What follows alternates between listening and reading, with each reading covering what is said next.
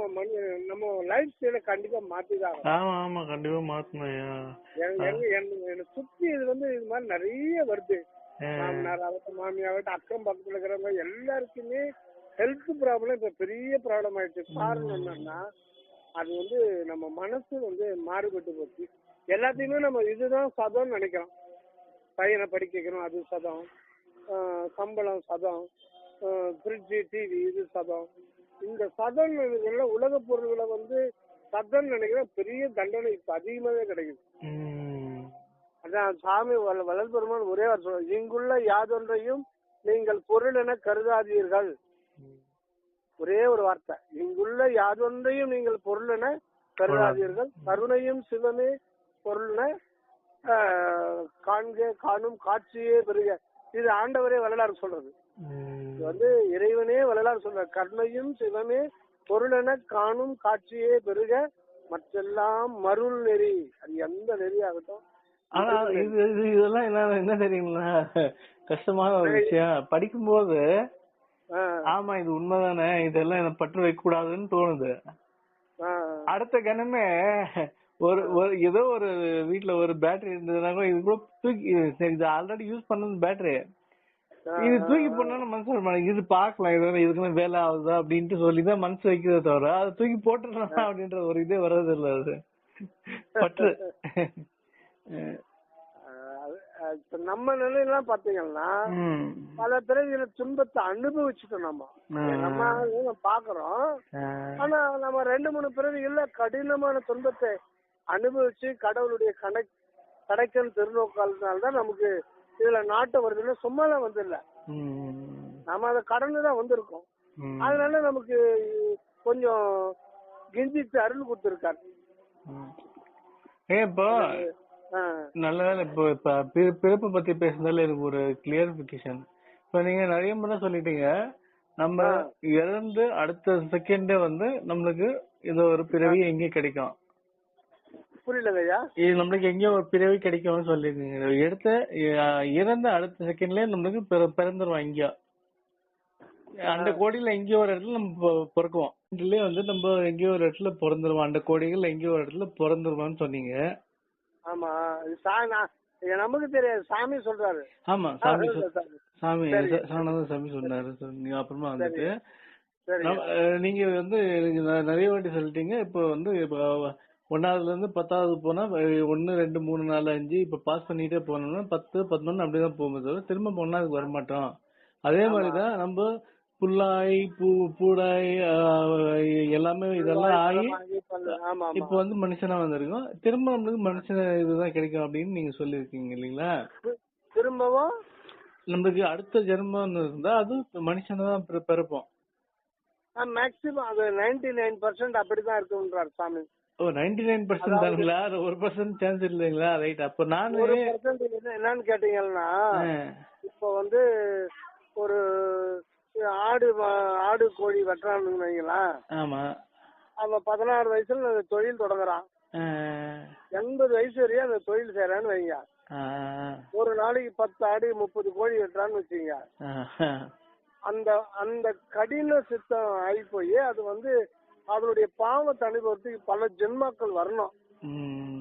இடையில அது அவ்வளவு கொடுத்தாலுமே அவனுக்கு அந்த இது வராது. அதனால கீழ்பிறவியில கள்ளி செடியாக கூட சில காலம் அப்படியே இருக்கணுமா. அந்த ஆன்மா அந்த கடின சித்திர கீழே இறங்கி அந்த எதுவுமே இல்லாத ஒரு நிலையில கொண்டு அதுக்கப்புறம் தான் திருப்பி மறுபடியும் மனிதனை தான் வருவான். அந்த மாதிரி வள்ளல் பெருமானே சொல்றாரு, அது சாமியும் சொல்றாரு. அது ரொம்ப அளவுக்கு மீறி பாவம் செய்யறான்னா அவன் சித்தம் அது திருந்தா ஜென்மம். அந்த மாதிரி இருக்கிறவங்களுக்கு அந்த மாதிரி ரிவர்ஸ்ல போய் அது ரொம்ப ரேர். ஏன்னா எப்பவுமே மேல் நோக்கி தான் போகுமா. அந்த அறிவு வளர்ச்சியானது மேல் நோக்கி தான் போகும். இடையில தங்கும் போது அதே மனித பிறவி அந்த மாதிரி அந்த பாவத்தை கழிக்கிறதுக்கான பிறவி அவங்களாம் நீங்க என்ன சொன்னாலும் அவங்களுக்கு புரியவே புரியாது. மனித பிறவில தான் இருப்பாங்க. இருந்தாலும் உங்களுக்கு அந்த வாய்ப்பே உங்களுக்கு இறைவன் கொடுக்க மாட்டார். புரியுதுங்களா? சரி, புரியுது. திருவருட்பான்ற வார்த்தையும் கேட்க முடியாது, புலால் சாப்பிடுன்ற வார்த்தையை அவங்களை கேட்க முடியாத ஒரு மூலையில வச்சு அந்த துன்பத்துலதான் சிக்கி தவிக்கணும். அந்த பாவத்தை வந்து அனுபவிச்சுதான் ஆகணும். அதுதான் கொல்லாமை எவ்வளவு முக்கியன்றது திருவள்ளுவர் சொல்றார். அண்ணாத்தல் செய்யாது அலறுன்றார், எச்சரிக்கை கொடுக்குறார். அண்ணாத்தல் செய்யாது அலறுன்னா நரகம், நரகம் வெளியில விடாதுன்றார். அது சும்மா இல்லை, இதெல்லாம் நம்ம பார்த்துட்டு இருக்கோம். அது வந்து கடும் சோதனை. அது பெரும்பாலும் அந்த வியாதியா, தீராத வியாதியா வந்து ரொம்ப தொல்லை கொடுக்கும் பல கால். சரிங்க சரிங்க, அவ்வளவுதாங்க கட் பண்ணி. சரிங்க, இது வேண்டாம் இது வேண்டாம் அனுப்புவேன். இது அவ்வளவுதான், அதுதான் நான் கேட்க வந்தேன். அப்புறமா நேற்று நான் போட்டோ அனுப்புனேன்ல, பார்த்தேங்க ஐயா, பார்த்தேன். அதுதான் நான் கேக்குதான் நான் உங்களுக்கு நான் அந்த போட்டோ எடுத்து அனுப்புனேன். அது மாதிரிதான் சரி. ஆனா அது வந்து தீபம் வடலூர் தீபம் மாதிரியே தெரியலையே, வேற ஏதோ போட்டோ மாதிரி தெரிஞ்சா. இல்லையா, இது நானும் எடுத்திருந்தேன். நானே வீட்டுல விளக்கு வச்சு ஒரு கண்ணாடி அந்த மாதிரி ஒரு கண்ணாடி இது பண்ணி அப்படிங்களா அது எடுத்தேன். ஐயா இந்த மாதிரிதான் இருக்குமா அப்படின்னு கேட்கலான்னு நான் போன் பண்ணேன். நீங்க அனுப்பிச்ச மாதிரிதான் தெரியும், அதே மாதிரிதான் தெரியும். ஆனா தீபம் நல்லா அசையும், தீபம் நல்லா அசையும், அசையிறது நல்லா தெரியும். ஆனா நாம நினைக்கிற தீப ஷேப் தெரியாது உங்களுக்கு, சூரிய மாதிரி பட்டமா தான் தெரியும். நான் அப்புறமா வந்துட்டு நீங்க போன் எடுக்கல. அப்புறமா நான் ஒருவேளை இதுல 1000 விளக்கு பதில விளவர் வாழ்ந்த வீட்டுல போயிட்டு ஒரு வாட்டி பார்த்தேன் இல்லைங்களா, அங்க வந்து இந்த மாதிரிதான் இருக்கு, நம்ம பாக்கலாம் அப்படின்ட்டு இதுல பார்த்தேன், யூடியூப்ல ஒன்னு கிடைச்சது. அப்புறமா அதை பார்த்தா இப்படிதான் இருந்தது. ஐயா இப்படிதான் இருக்குதா அப்படின்னு அதுதான் அந்த மாதிரியே இருந்தது. சரி, அது உங்களுக்கு ஒரு போட்டோ இருந்துச்சேன், இது இந்த மாதிரி இருந்தா இது சரியா இருக்கா மாதிரி. சுதர்சன ஒரு ஐயா இருக்காரு, உங்களுக்கு சொல்லியிருப்பேன். அவரு வந்து ராமகிருஷ்ண பரமஹம்சர் கிட்ட தான் முதல்ல அவருடைய இதுல தான் இருந்த பக்தி மார்க்கத்துல. அவரு ஒரு முறை இந்த இதுல காலையில வழிபாட்டுல இருக்கும்போது ஒரு பெரிய பந்து மாதிரி ஒரு ஒளிமயமான ஒரு பந்து. இப்ப நீங்க இப்போ அனுப்பிச்சிருக்கீங்கல்ல ஒரு ஒளி கோலம், ஆமா, அது ஒரு பந்து மாதிரி அப்படியே வந்து அவர் கண் முன்ன நிக்குதான். அவருக்கு வந்து அந்நேரம் சாமி பத்தி எல்லாம் தெரியாது. இப்ப 2-3 நாள் முன்னாடி ஏதோ ஆடியோ போட்டீங்களா, அதுங்களா நேத்து எப்பயோ? எப்படிங்க ஐயா? அது நேத்த எப்போ ஆடியோ போட்டீங்களா, அவருங்களா? இது இந்த மாதிரி காட்சி வருது, டக்குன்னு மறைஞ்சிருது அப்படின்னு சொன்னாங்களா, அது கனவு அது. சரி சரி சரி. ஆமா ஆமா ஆமா. இவருக்கு இப்ப இது தொடர்ந்து வருதாமா ஐயா இந்த காட்சி? இது பந்து மாதிரி இப்ப நீங்க சொன்னீங்களா? இல்ல, அவருக்கு ஒரு முறை கிடைச்சிருக்கு ராமகிருஷ்ண பரமஹம்சர் இதுல இருந்தப்போ. சரி சரி. அதுக்கப்புறம் அவர் சாமி கிட்ட வந்துட்டார். சாமி கிட்ட வந்த பிறகு அவர் ஃபுல்லாவே வள்ளலார் மார்க்கம் தான். Okay okay. இது இப்ப நான் நேத்து இதை அனுப்பினேன் இல்லைங்களா, இது நான் வந்து நேத்து இதே வேலையா போய் தேடணும் கண்ணாடி இது எப்படின்னா பண்ணணுமே அப்படின்ட்டு ஒரு கடைக்கு போனேன். அங்க பார்த்தா அது எனக்கு என்ன அது வள்ளலாரையோ எனக்கு என்ன வெளியே வச்ச மாதிரி ஒரு இது.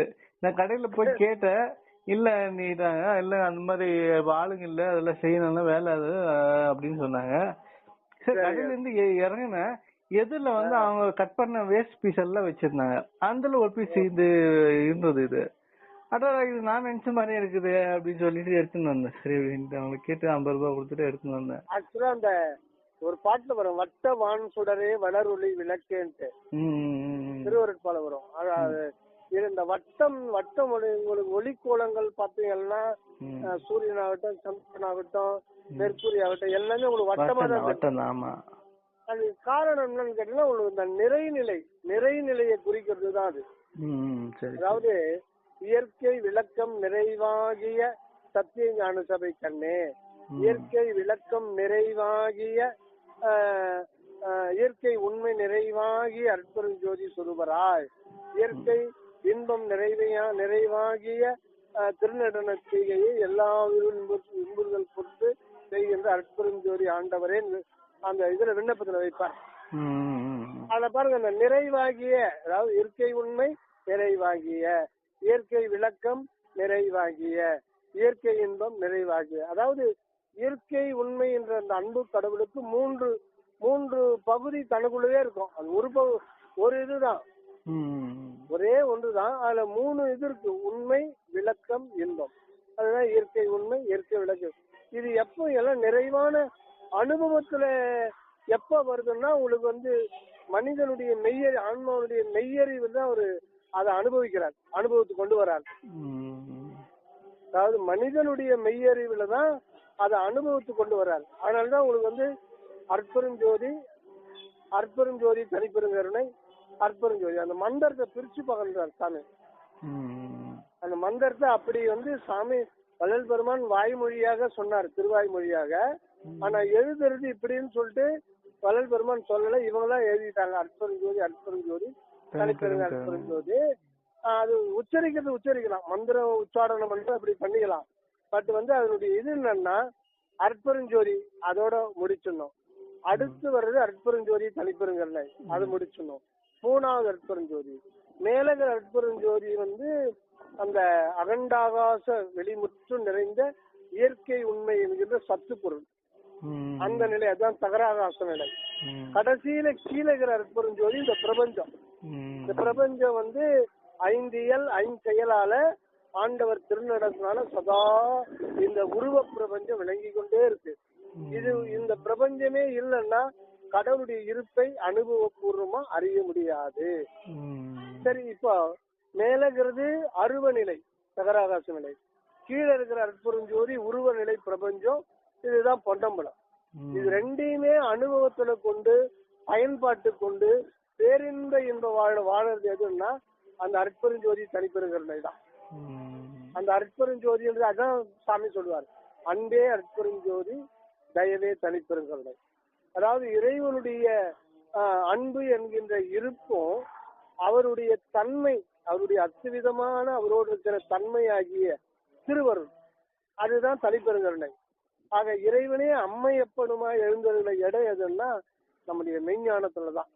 அந்த இடத்துல தான் இறைவன் தன்னுடைய இருப்பையும் அவருடைய தன்மையாகிய அருளையும் முழுமையா விளக்கம் செய்து அதை வந்து அனுபவ பேரின்ப அனுபவ வாழ்வுல அதை கொண்டு வர்ற இடம் தான் அந்த ஆன்ம நிலையம். அதுதான் அற்பெருஞ்சோதி, தனிப்பெருங்கருணை என்ற அகர உரம், அதுதான் எகர ஆன்மா.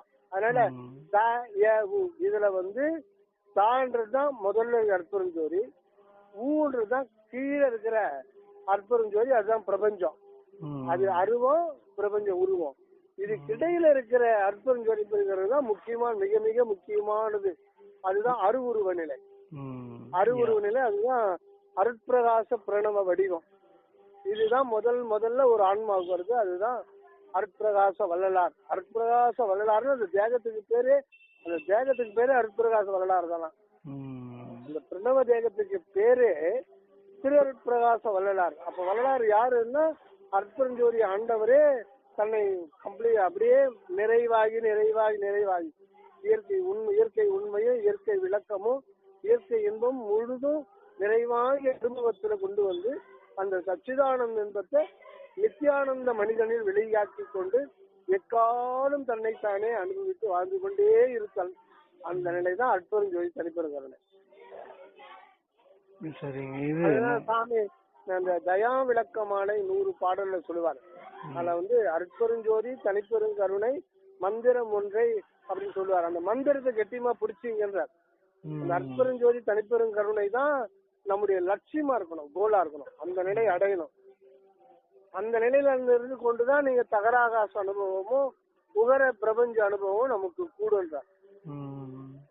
அந்த நான் நேற்று ஒரு யூடியூப் வீடியோ தான் பார்த்தாங்க. அதுல வந்து பேசினார், ரொம்ப அருமையா பேசினாரு. அந்த இதுல வந்து அற்பெருஞ்சோதின்றது நம்ம வந்து பிரிச்சு சொல்றோம், இப்படி சொல்லக்கூடாது. அது அற்பெருஞ்சோதின்றது இஞ்சி சொன்னாதான் அது முழுமையா அடையும். அது ஏன்னா அந்த இஞ்சின்னு நம்ம சொல்லும் போது அண்ணாக்குக்கு மேல அந்த இது இருக்கு, அந்த ஒளி இடம் வந்து நம்மளுக்கு வந்து அந்த இடம் ஆக்டிவேட் ஆகும். அற்பெருஞ்சோதின்றது நம்மளுக்கு அங்க இதாவே தெரியும், நம்மளுக்கே தெரியும். அது உள்ள அண்ணாக்கு மேல வந்து நம்மளுக்கு அந்த ஒரு வைப்ரேஷன் நம்மளுக்கு தெரியும் அப்படின்னு. அதாவது அந்த ஃபுல்லு இதுலயுமே வந்து நம்மளுக்கு ஃபுல்லா அந்த அப்சர்வ் பண்ணுவேன்னா நம்மளுக்கு வந்து அந்த இதெல்லாம் ஆக்டிவேட் ஆகுது தெரியுமா? நம்மளுக்கு சூழ்முனை நடக்குது, இதெல்லாமே நம்ம வந்து குறைஞ்சபட்ச நன்மையை பெற்றுக் கொள்றதுக்காக நம்ம வரல. அற்புதம் சொல்லிட்டு அது இது ஆக்டிவேட் ஆகும், நல்ல வைப்ரேஷன் கிடைக்கும். இல்ல அது இல்ல, எப்படி இல்ல அப்படி இல்லைங்க. இப்போ அது இப்ப அது உண்மையா நம்ம அது உணர்ந்து நம்ம செய்யும் போது நம்மளுக்கு அது தொடர்ந்து அதுக்கு மேல எல்லாம் அது உணர்வு நம்ம அந்த அனுபவம் நம்மளுக்கு கிடைக்கும் இல்லைங்களா? அது ஃபுல்லா அது அற்புதம் தான் நான் வந்து சொல்லணும். ஆனா அப்படி சொல்றது வந்து கடவுள் ஆயிட முடியும்? கடவுள் ஆகாது. அற்புதம் எழுத்து வடிவமோ ஒளி வடிவமோ கடவுள் ஆகாது. அதாவது வள்ளல் பெருமான் உள்ள போனாரு, அது அவர் அனுபவிச்சது என்னன்னா நிறைந்த பெருவெளியன்ட்டார். ஒரே ஒரு வார்த்தை. என்ன நிறைந்த? இயற்கை உண்மையும் இயற்கை விளக்கமும் இயற்கை இன்பமும் நிறைந்த ஒரு பெருவெளிதான் அது. அத அனுபவிச்சு அத வந்து ஓரளவுக்கு நமக்கு வந்து சொல்லாக்கி காட்டி கொடுக்கறது தான் அற்பெருஞ்சோதி தனிப்பெருங்கருணைன்றது. சொல்லுங்க. அது ஒரு பெருவெளி. அது வந்து வார்த்தையாக்கவே முடியாது. நம்ம அப்படி அத காட்டி கொடுக்கணும் ஓரளவுக்குன்றதுக்காக நமக்கு அத சொல்லாக்கி கொடுத்திருக்காரு. இறைவன் வந்து சொல்லல, பொருள் கூட இல்ல, சொல்லும் பொருளும் கடந்த நிலையில இருக்கிற அந்த ஆண்டவரை வந்து எப்படி சொல்லிய பாட்டின் பொருள் உணர்ந்து. பொருள்னா அந்த பாட்டோட மீனிங் அர்த்தம் கிடையாது. பொருள்னா அந்த மெய்ப்பொருள். அந்த ஒரு சொல்றோம்னா அந்த சொல்லு எதுக்காக வந்திருக்கு இந்த உலகத்துக்கு? நமக்கு மனதுல சொல்லத்தான் நம்ம உணர முடியும். ஆனா மனம் கடந்த நிலையில அந்த சொல்லு என்ன சுட்ட வந்ததுன்னா அது ஒரு அன்பு வெளி. அந்த அன்பு வெளிக்குள்ள போய் தான் நம்ம அந்த மெய்ப்பொருள் வெளியை அனுபவிக்கணும். அகவல்ல ஒரு மெய்ப்பொருள் வெளின்றாங்க. அது ஒரு மெய்ப்பொருள் வெளி. அது வந்து அன்பு வெளின்னு சொல்லிட்டு ஒண்ணு அற்பரு வெளின்னு சொல்லிட்டு நம்ம படிக்கிறதுனாலயே நமக்கு அனுபவம் ஆகாது. நாம போய் அதை ஒவ்வொரு தனி ஆன்மாவும் போய் அதை அனுபவிச்சுதான் அதை தெரிஞ்சுக்க முடியுமே தவிர நம்ம இதுலயே புடிச்சுக்கிட்டு இருந்தா அது முடியாது. அப்புறம் மற்ற மதமார்களை மாதிரி மந்திர உச்சாரம் பண்ணா போதும். அதுதான் வந்து வள்ளல் பெருமான் ஒரு எச்சரிக்கை கொடுக்குறாங்க. அந்த இதுல பாத்தீங்கன்னா பேருபதேசத்துல மந்திரத்தை சொல்லிட்டு இஃது வார்ச்சியார்த்தம் அப்படின்னு சொல்லிட்டு ஒரு வார்த்தை சொல்லுவார். இஃது வார்ச்சியார்த்தம். வார்ச்சியார்த்தம் வாசகம் வாட்சியம் கடந்த நிலையில இருக்கிறதுதான் ஆண்டவன். அத வந்து மகாதேவ சொல்லுவார். வாசக வாட்சியம் கடந்த ஒரு நிலையில தான் இருக்கிற பெருமானேன்னு சொல்லிட்டு ஒரு பாடல்ல வரும். அது அப்போ என்ன சொல்றாரு? இஃது வாட்சி அர்த்தம். இது வந்து ஒரு சொல்லுல வர வடிவில நம்ம அதை கொண்டு வரோம்னு சொல்றாரு. வாட்சிய அர்த்தத்துக்கு அதிகமானதுனால லட்சிய அர்த்தம். அத வந்து சாமி மென்ஷன் பண்ணல. காரணம்னா நம்ம அந்த இது வந்து நாம புரிஞ்சுக்கிட்டா விட்டுட்டாரு. இது வாட்சியார்த்தம்னா என்ன? அப்புறம் வந்து லட்சியார்த்தம் தானே. உங்க லட்சியார்த்தத்தை பிடிக்க போறீங்களா வாட்சியார்த்தத்தை பிடிக்க போறீங்களா? வாட்சியார்த்தத்தை தான் பிடிக்கணும். இல்ல நம்ம வாட்சியார்த்தத்தை தானே பிடிக்கணும். நம்ம லட்சியார்த்தத்தை பிடிக்கணும் அப்படிங்களா? Okay okay. வாட்சியம் வாசகம் வாட்சியம். சரி சரி சரி சரி. வாட்சியார்த்தம் வாசகம். சரி. லட்சியம்ன்றது அந்த வாசகமும் வாட்சியமும் ஒரு பொருளை சுட்ட வந்தது. Okay okay. அது ஒரு உபாயம் தான். அது ஒரு உபாயமா சொல்ல வந்தது. அந்த உபாயம் நமக்கு வழிகாட்டுது. அது வழிகாட்டும் போது நம்ம உள்ள போய் பார்க்கும் போது அது சொல்லு எல்லாமே மறைஞ்சிடும். அங்க சொல்லுதான் இருக்காது. வெளியில இருக்கிற வரையில நமக்கு சொல்லு. உள்ள போனா அங்க மனம் கடந்த நிலையில சொல்லு கிடையாது. உங்களுக்கு மனம் இருக்கிற இடத்துல தான் சொல்லு. அது வந்து அந்த சொல்லுக்கு பொருள் எல்லாம் இருக்கும். மனம் கடந்த நிலையில வந்து சொற்பொருள் அங்க கிடையாது. அங்க மெய்ப்பொருள் தான் இருக்கும். அங்க வந்து அது வந்து நம்ம அந்த லட்சிய நிலை எதுன்னா அந்த அது வெளி. அது இயற்கை உண்மையும் இயற்கை விளக்கமும் இயற்கை இன்பமும் நிறைந்த பெருவெளியே அங்கே உறைந்த அனுபவம் தோழி நிறைந்த பெருவெளியே அப்படின்ட்டார். அதுதான் முடிவான வார்த்தை. சரிங்க. அப்புறம்